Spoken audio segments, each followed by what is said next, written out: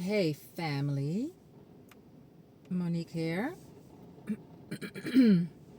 on Conscious Creation, and I want to read something to you, and it's really epic. So, this is from Seth, who was channeled by Jane Roberts, and Seth explains how you get things into physical reality because Seth's explanation of physical reality is this: everything you see is framework one. And you want to get things from framework 2 in framework 1. Framework 2 is the spacious present where everything exists right now. All possibilities, all probabilities, all experiences, everything is in framework 2. You want to have it in framework 1. Abraham Hicks calls it the vortex, calls framework 2 the vortex. What does Neville say? He says creation is finished. He doesn't, I don't think he denotes a framework necessarily. He just says creation is finished. I want to sit in a way that it looks a bit okay on camera, but also that I'm comfortable, you know. Um, so I'm going to read something to you. It's a bit long, but that's nice, right? And listen to it multiple times because Seth explains how you get things into physical reality. So Abraham Hicks says, yeah, but Abraham, how do I get stuff from the vortex into my reality? So this is how do you get things from framework 2 into framework 1. Here goes. Super accounts, Seth. From framework 1 to 2 into 1. This is some of the most practical information from Seth on how to use our mental energy to our great advantage and the results that can be expected because of it. In reality, the two segments thinking overlaps, but the underlying importance of choosing the correct overall focus necessary for manifestation of desire is made clear. So here we go. Framework 1's desires mindset. How do you get what you want out of framework 2? You do it by changing over your accounts in whatever areas you are concerned from the old account, framework 1, to the super account, framework 2, with its nearly double rewards for the same effort. You do this by mentally changing over your account from framework 1, where you are indeed improving through effort, trial and error and determination, but improving at a far slower rate than you'd like. You're kind of like faffing around in physical reality, and you're pushing and you're pushing and you're pulling, but it doesn't work like that, does it? We know this. First of all, clear your wires by trying to clear your mind and simply by trying to understand how framework 2 works.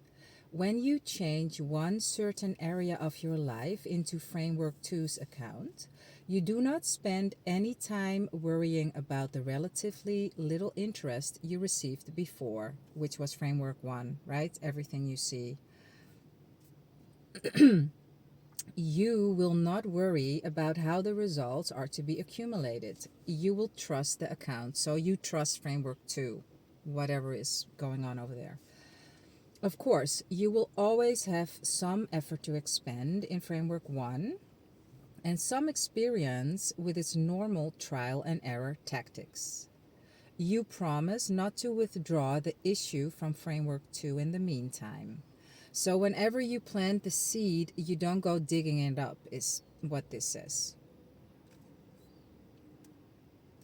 So you withdraw the account by worrying about it.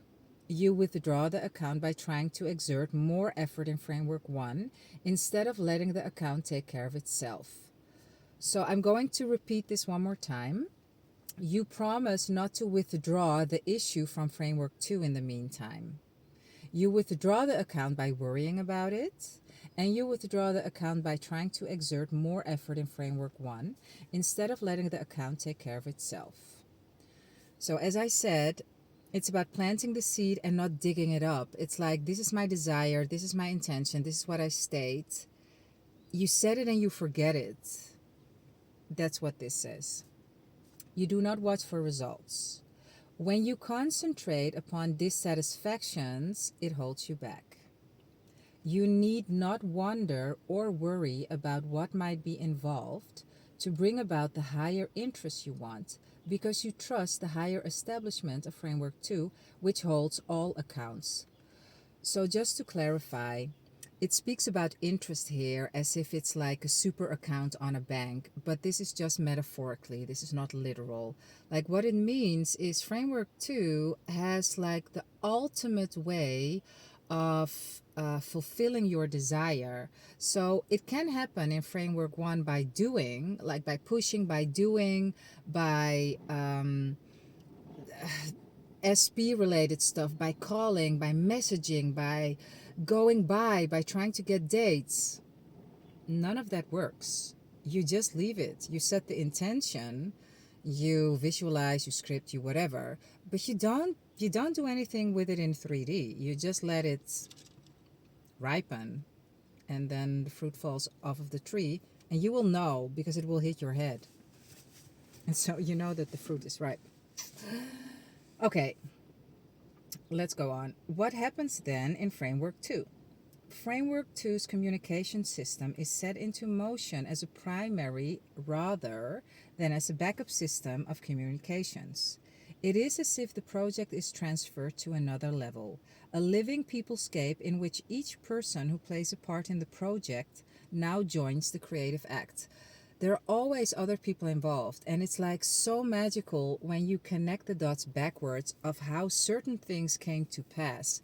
I know that you've had this experience. I know you do, because we all have, and it is freaking magical. And all of a sudden you bump into someone that knows, and oh, I was looking, really, I have it. That. So this is, everyone is involved, everyone and their mother will help you out when you stop pushing and shoving in Framework 1. When you continue to think of events as multi-dimensional creativity involving many people instead of one, just you, then you have some leverage to help you understand.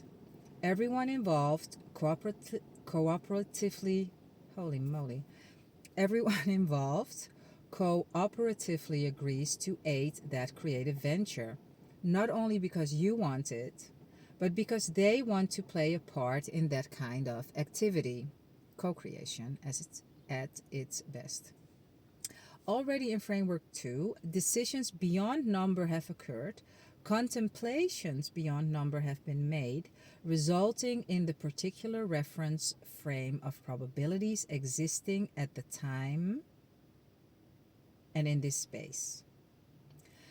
The main driving, clear, emotional intent in such project is yours. So that's your job.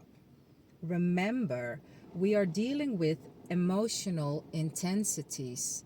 As Neville says, feeling is the secret. As Abraham Hicks says, it's all about how you feel satisfied, feel enjoyment, just feel really good, and make that your only job. They all say the same, they just use different words. Bashar says, circumstances don't matter, only state of being matters. So I'm going to repeat that last sentence again.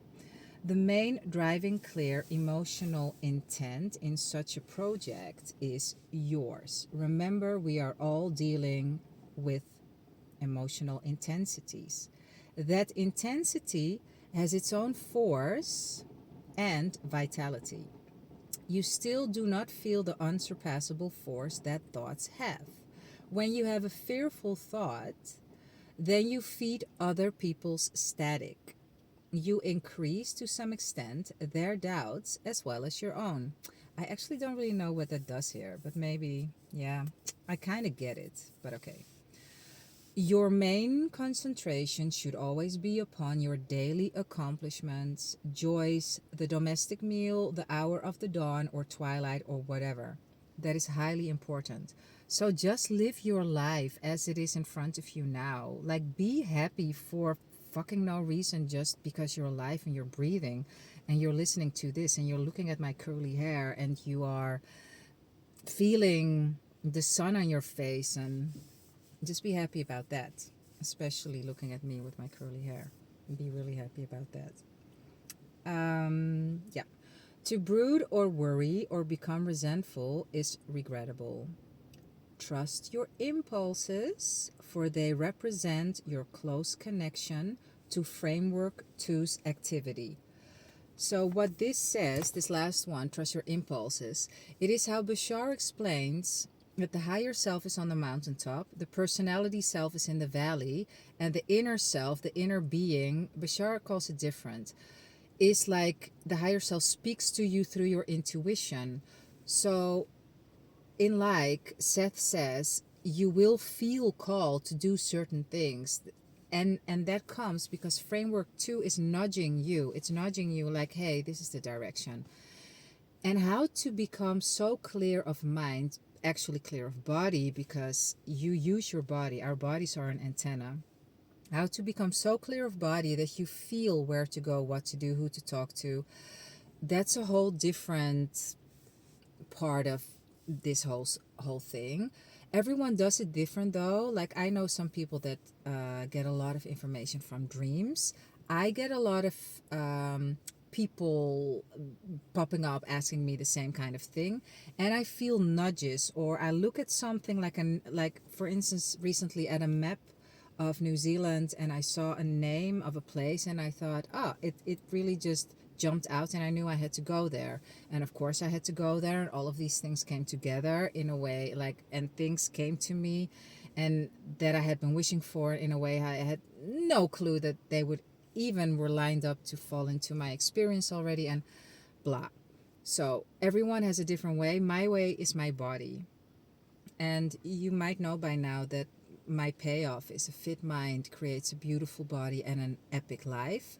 And that is because a fit mind, when you are clear of mind and not have all that bullshit going around in your head 24/7, you also feel clarity in your body and you create amazing things. But when your mind is like, things are fucked up, then you don't feel well. You don't feel well in your body, and you definitely don't hear the nudges from life. You can come and do my 12-week program, Body Beautiful, and it's not for everyone. First of all, because I don't want to work with everyone, and second of all, because the price it's an investment. But hey, do you want to have an epic life or what? So check out the link if that might be of interest to you. You can also come to me if you want to know more about the basics of conscious creation. Everything is the link. And you can also email me if you have a question. And if none of that interests you, it doesn't matter. I love you anyway. And I trust that this was really valuable to you. Remember, a fit mind creates a beautiful body and an epic life. And I will see you in the next. Peace.